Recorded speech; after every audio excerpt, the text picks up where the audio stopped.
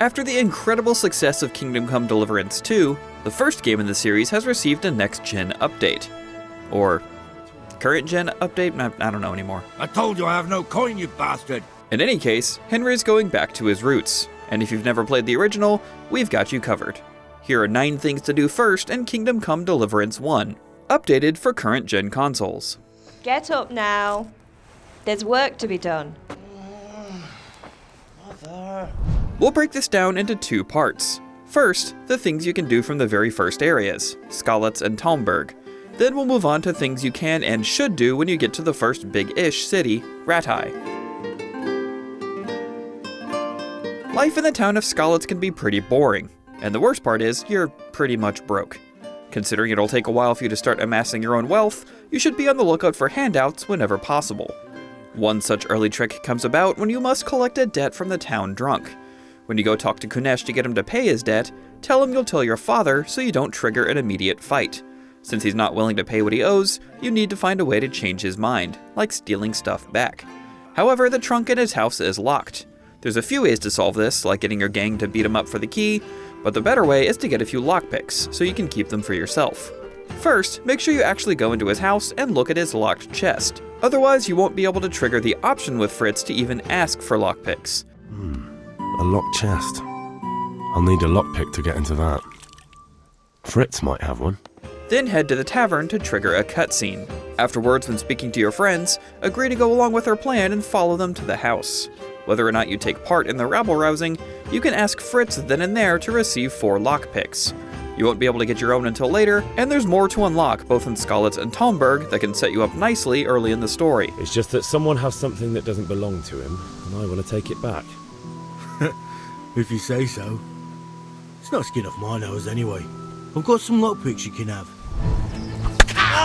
Combat can be brutal in Kingdom Come, but there's usually at least one non-violent way to solve problems. All it takes is some charisma and speechcraft, and new opportunities may present themselves. Fortunately, all it takes for Henry to become a better speaker is to literally never shut up.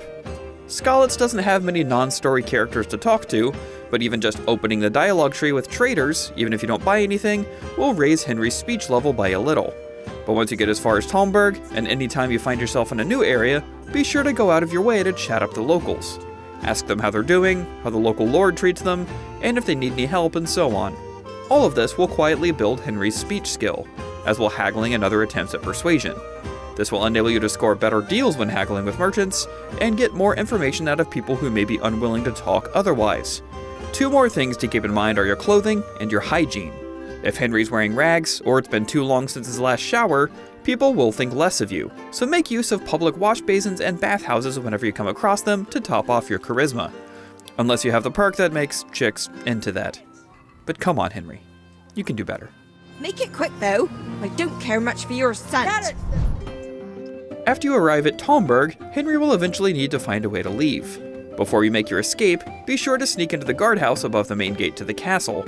This area is rarely patrolled and contains bows, arrows, and a locked trunk full of armor for you, which should be no problem for the lockpicks you obtained earlier. You'd normally have to wait much longer or pay a pretty penny to find armor of this quality. This is also good knowledge to have when exploring other castles in the game. Even with a full garrison, there are often places you can slip into and steal from. Speaking of which, sure, Henry may daydream of becoming an honorable knight, but here in reality, you have to get your hands dirty if you want to survive. There are many opportunities in the first few areas of the game to get your hands on a lot of items. It's even more important to note that not all of these items are marked as owned. Pay close attention when raiding pantries of Skalitz or the castle in Talmberg. If the prompt says rob, then people won't like you if they catch you. But if a container just says open or food lying around says pick up, you can freely take what you please. If an item is recognized as stolen, it will have a red hand next to it in the inventory. You can sell these quote-unquote non-stolen items, the ones that don't say rob when you acquired them and don't have a red hand, back to vendors and cushion yourself with a few extra groschen early on. We'll cover what to do with stolen loot in just a bit. I'd like to discuss the price. Sure, why not? When Henry finally arrives in Rattay, he'll be temporarily bedding at the local mill, much to the ire of the miller. However, there's more to Miller Peshek than meets the eye. Early on, he'll ask you to perform an odd task for him, If you decide to take him up on his request, you'll eventually learn of the miller's less than honorable lifestyle. For most skills, Henry only needs to try his hand at that skill to get better at it, but when it comes to pickpocketing, you won't know how to on your own. It turns out only Miller Peshek can teach you, for free, and after that you'll be able to level the skill like any other. It's a risky way to make a living, but pickpocketing can net you some easy money. The miller is also a fence, meaning he's someone who can buy stolen goods from you. If you try to sell stolen items to regular merchants, No, that looks like stolen goods. I won't buy that. if you follow the main story after arriving in Ratai, you'll eventually be told to go see Bernard for training. We would advise you do this ASAP, as Bernard will teach you some valuable techniques to keep yourself safe. You'll also earn the opportunity to win Hans's bow from him in an archery contest and sword fighting duel. He talks a big game, but he's not too hard to beat. We just recommend you make a manual save before approaching the archery range so you can retry if need be. You can keep returning to Bernard periodically to learn more self-defense and earn more combat experience for vital skill points.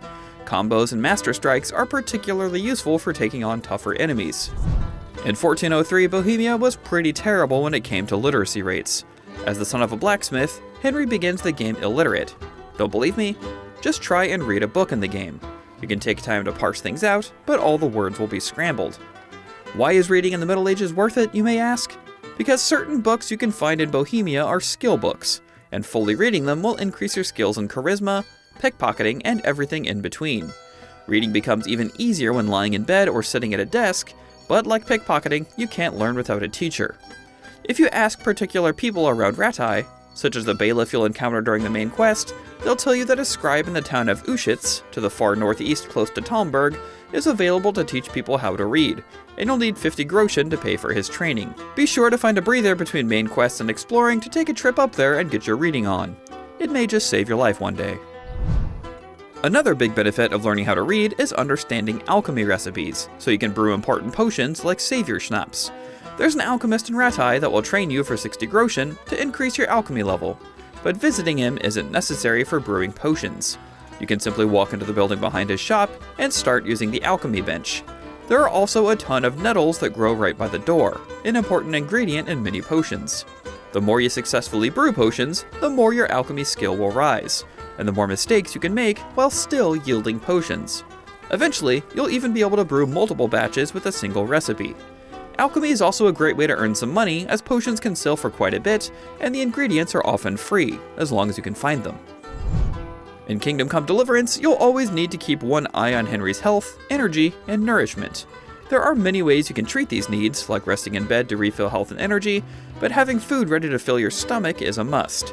You'll always find easy food near towns. You can help yourself to some stew at a camp, or buy some produce in the market, but it's in the wilds where you need to be careful, especially when you survive a fight far from home with the wind knocked out of you. Unfortunately, a lot of food you can obtain will go bad over time, increasing the risk you get food poisoning when the freshness drops. You can prepare for this by investing in dried food. Dried fruit, meat, and mushrooms all have unlimited durability, and will never drop in freshness, and they're pretty nourishing to boot. You can find a lot of these items on the bodies of villagers tragically killed by invading mercenaries early in the game, and also from food vendors. And those are things you should do first when diving into the Kingdom Come Deliverance Next Gen update. Are you excited to relive the beginning of Henry's journey? Let us know in the comments below, and for everything else gaming, you're already in the right place. IGN.